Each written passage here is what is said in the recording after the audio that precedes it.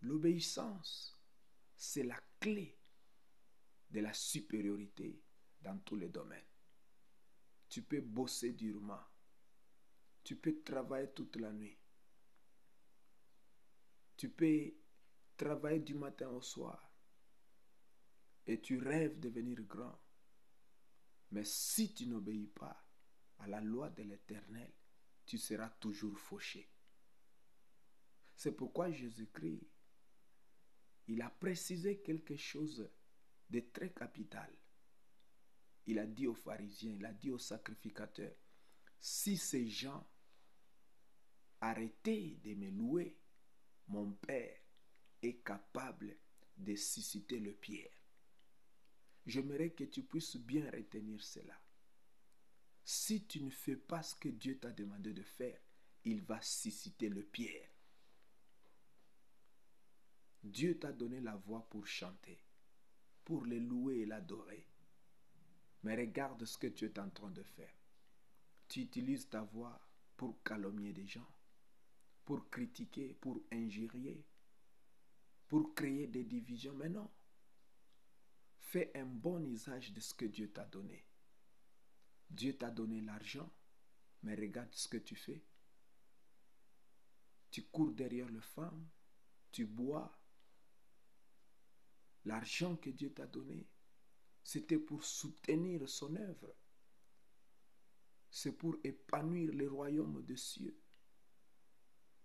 Mais toi, tu ne fais qu'entrer dans des boîtes.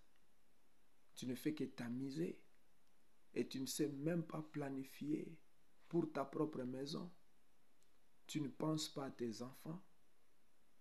Bien-aimé, laisse-moi te dire. Tu te dis peut-être que je suis célibataire. J'ai droit de faire tout ce que je veux. Mais non. Il faut savoir que même étant célibataire, tu portes des nations au-dedans de toi. Oui, tu portes des nations. Les décisions que tu prends aujourd'hui, ça n'engage pas que toi.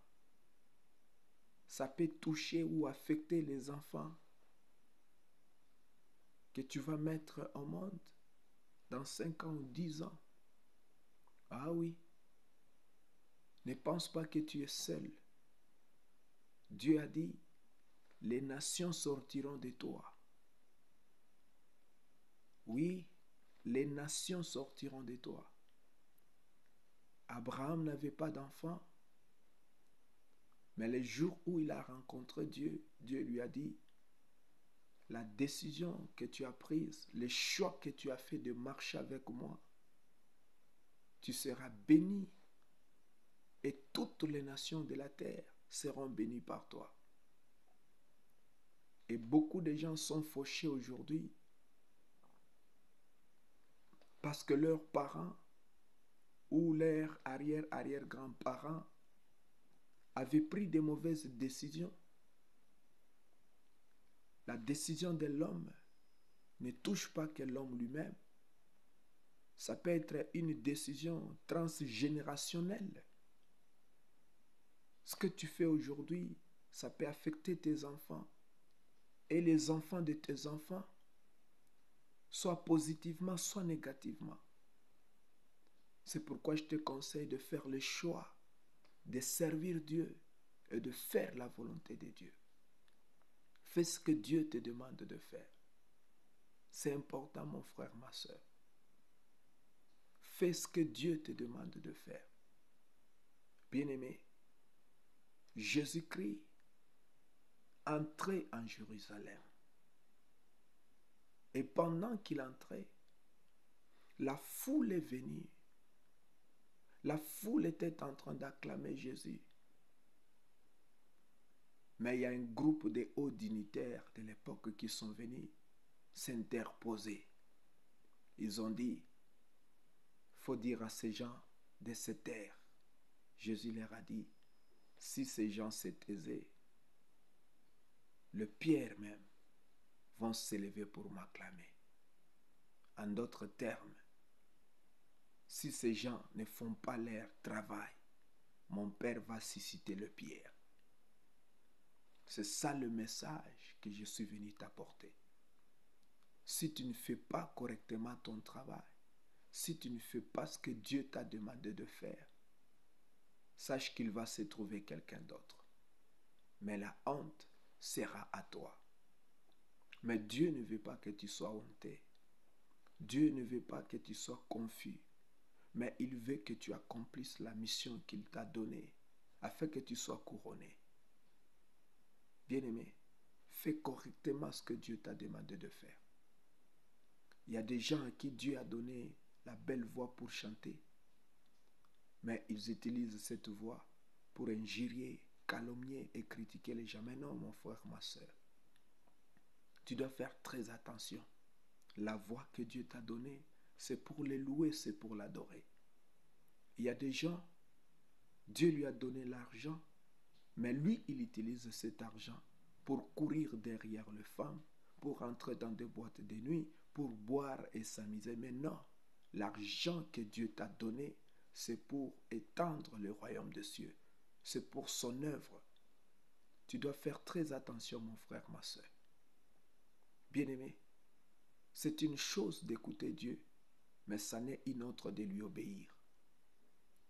Ça ne sert à rien d'écouter Dieu et de ne pas obéir. J'insiste encore, tu dois faire très attention aux décisions que tu prends aujourd'hui. Si tu t'engages à servir Dieu de tout ton cœur, cela peut toucher même les générations futures. Cela peut affecter même les enfants de tes enfants.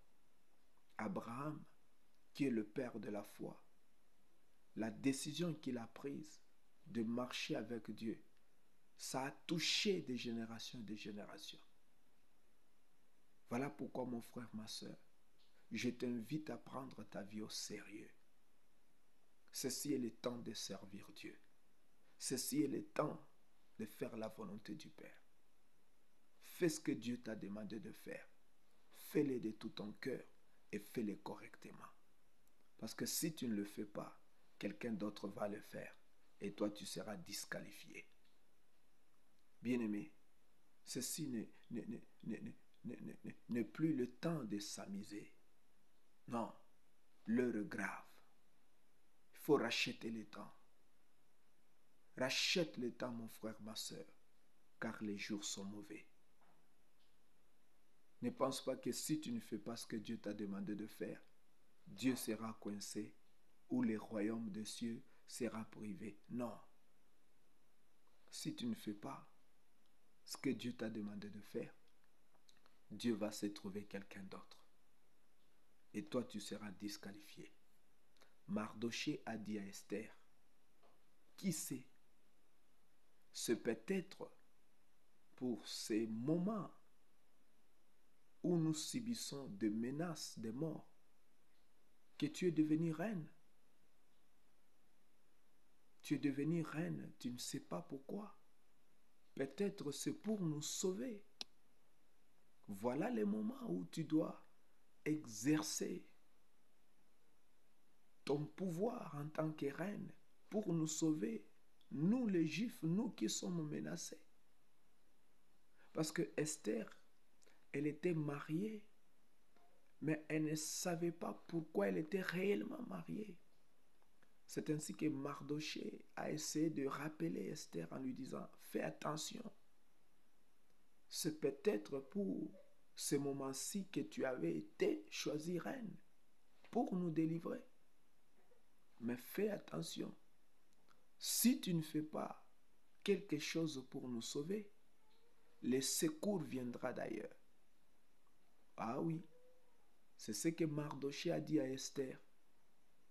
Si tu ne fais pas quelque chose pour nous sauver, le secours viendra d'ailleurs. Mais toi, tu vas périr avec ta maison. Bien-aimé, Dieu te dit la même chose. Si tu ne fais pas ce que Dieu t'a dit de faire, tu périras.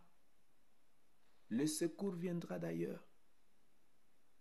Ne pense pas que si tu ne fais pas Les hommes seront coincés. L'église sera coincée. Les royaumes seront coincés. Mais non. Si tu ne fais pas ce que Dieu t'a dit de faire, les secours viendront d'ailleurs.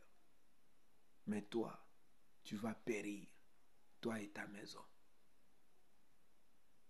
Voilà les paroles de Mardochée à l'égard d'Esther. Elle dit, qui sait? Peut-être tu es devenue reine pour ce moment, pour nous sauver, pour nous délivrer. Et si tu ne fais pas une bonne lecture de temps, si tu ne joues pas ton rôle correctement, tu vas les regretter. Bien-aimé, apprends à jouer ton rôle correctement. Apprends à faire ce que tu es appelé à faire. Parce que si tu ne le fais pas, le secours viendra d'ailleurs. Et toi, tu seras disqualifié. Et donc, je suis venu t'interpeller. Fais une bonne lecture du temps. Fais ce que Dieu t'a demandé à faire ces temps-ci. Ne sois pas dans la distraction. Et ne sois pas intimidé par quoi que ce soit. Faire la volonté de Dieu, ce n'est pas quelque chose de facile. Parfois c'est pénible.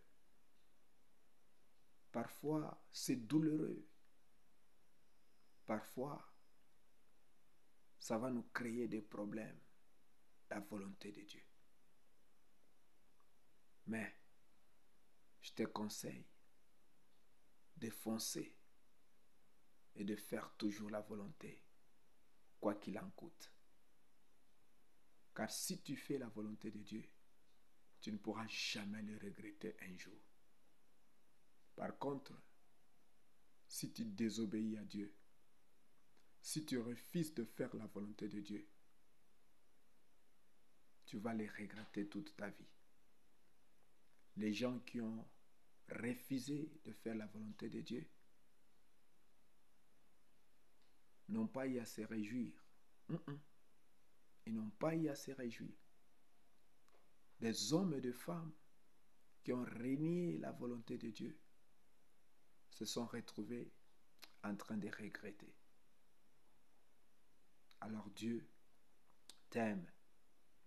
Il t'aime tellement qu'il ne veut pas voir tes larmes couler. C'est pourquoi je suis venu t'exhorter. Lève-toi et fais la volonté de Dieu. Qu'est-ce que Dieu t'a dit? Qu'est-ce que Dieu t'a demandé de faire? Oui, ça peut être difficile. Hein? Il t'a demandé de quitter cet homme parce que vous vivez dans une relation qui n'est pas connue par Dieu, ni par le parent, ni par l'État. Chaque fois Dieu te dit de quitter. Ouais, cet homme, c'est lui qui te prend en charge, c'est lui qui te supporte. Mais oui, ça peut faire mal. Tu peux manquer la lotion. Mais oui, obéis à Dieu, quitte cet homme. Ce travail a beaucoup des histoires, de corruption. Ça t'oblige parfois de mentir. Et Dieu te dit, si tu veux me servir, tu dois quitter ce travail.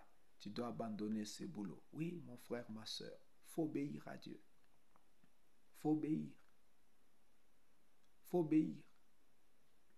Parfois, Dieu va même te demander de quitter des personnes chères, des personnes avec qui tu as fait beaucoup de temps. Mais pour obéir, tu dois quitter. Dieu a dit à Abraham, quitte la maison de ton père. À 75 ans, Abraham était dans la maison de son père. Donc on dirait toute sa vie, il était dans la maison de son père. Mais un jour, Dieu lui a dit de quitter. De quitter l'endroit où il a vécu 75 ans. Ce n'était pas facile, mais pour obéir à Dieu, il a exécuté. Bien-aimé, il y a des choses que tu as fait toute ta vie. C'était ancré, collé même dans ta nature. C'est devenu ton caractère, c'est devenu toi. Mais Dieu te demande de quitter ces choses. L'obéissance vaut mieux que le sacrifice. Il dit, si vous obéissez à la voix de l'Éternel, l'Éternel vous donnera la supériorité sur toutes les nations de la terre. Bien-aimé, je t'invite à obéir Dieu. Toi-même, tu sais ce que Dieu t'a dit. Obéis, obéis, et tu verras la gloire de l'Éternel. Merci beaucoup et que Dieu te bénisse.